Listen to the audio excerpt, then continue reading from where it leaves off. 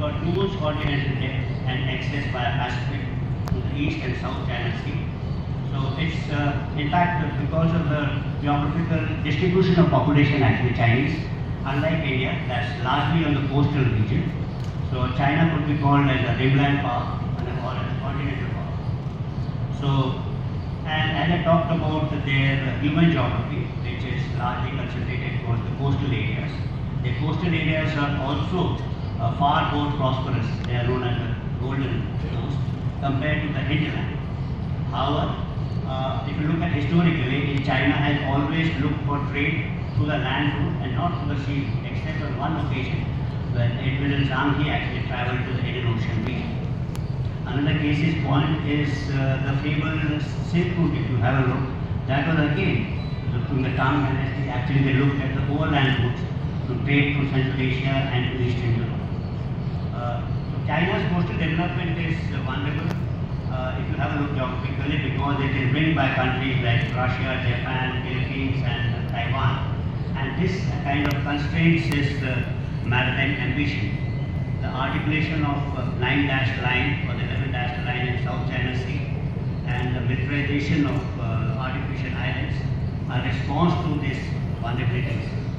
It is the effort of China to overcome these constraints of geography and establish maritime dominance. In fact, China really focuses on development of navy. It also is an indicator that this is a geographical challenge which they particularly face. And hence, China is always looking at rearwards. The BRI initiative to land routes, development of rail, pipelines, etc. to Central Asia towards Eastern Europe. And this is where it always looks. So historically, there is a precedence toward that.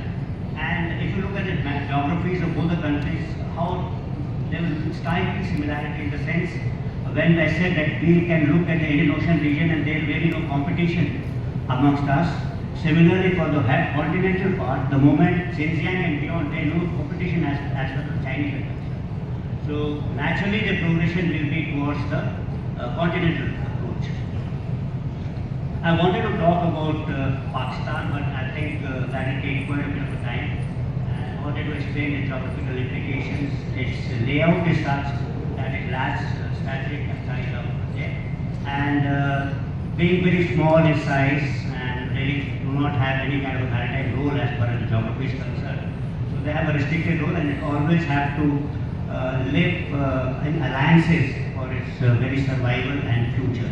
And that's what we see actually happened in the past and is happening historically, presently also. I also want to talk about the future as far as the control of oceans is concerned, and that's control over two oceans. That's a theory which I have heard, so I thought I'll share with you. That it says that to be really a global power, a world power, you need to actually control two oceans. So it was Great Britain which controlled not only the Atlantic but also the Indian Ocean region, and they controlled the Indian Ocean region by having outposts in Eden and in Singapore. That's how they were able to exercise control over what they consider as jewel in their crown. And if you look at the United States, it's enacted the Two Oceans Navy Act in 1940 and built a fleet to control not only the Atlantic but also the Pacific. Chinese, as I said, they're constrained by the maritime geography, and they really have to break out of those islands which surround. That's a problem. And I think the natural choice would be to have control over the Pacific, but more towards the Indian Ocean region. And these activities, what we see in South China Sea, are a precursor to that particular aspiration of theirs. So, having deduced the geopolitical imperatives for India and its adversarial neighbors, let us now examine the importance of geography as it exists today in the current kind of context. I think that the rapid march of technology suddenly gives the importance of geography. Some technologies are actually making geography kind of irrelevant. So one is, especially in context of war and warfare, that's the kind of subject which I've been told to speak. So if you have a look, the application of force by air, long-range bombers, aircrafts, missiles, long-range vectors, they all make geography irrelevant. You can target things at a vast kind of a distance, precision kind of strikes. Similarly, if you look at space, warfare is extended towards space, that again kind of makes geography, which is so important for past, in the history of mankind, was so important till for a couple of years back, that again stands irrelevant because from space that provides a total amount of transparency.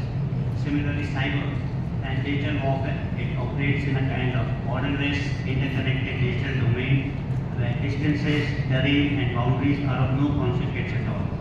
Attacks can originate anywhere in the world to target any kind of a command system. So again, cyber is another domain which has got the geography is not affected.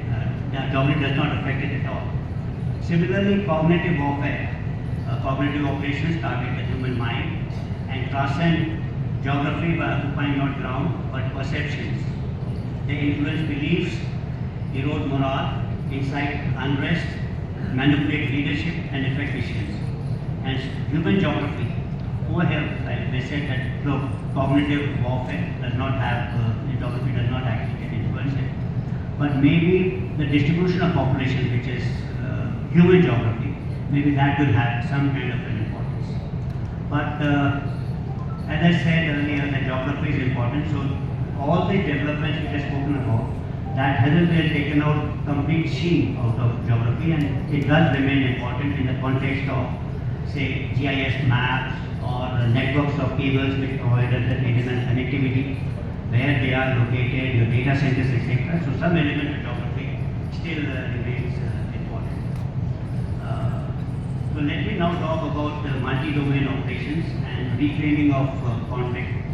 So the impact of technology. So we are having a look at, say, what I would be talking is a military strategy, which was largely influenced by geography in the past and increasingly being eclipsed by technology presently. But the major impact of this technological developments, if I were to summarize, is three. One is, I can say, death of distance. Second is demise of surprise. And third is disappearance of offensive maneuver.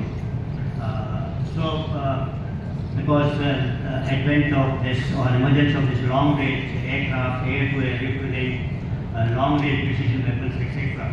And of late, you see the Russians fire this ballistic missile, which is a nuclear powered, and the Poseidon torpedo, which is nuclear powered, and means hypothetically they can actually go without continuously for a very, very long time, and they have a kind of a global reach.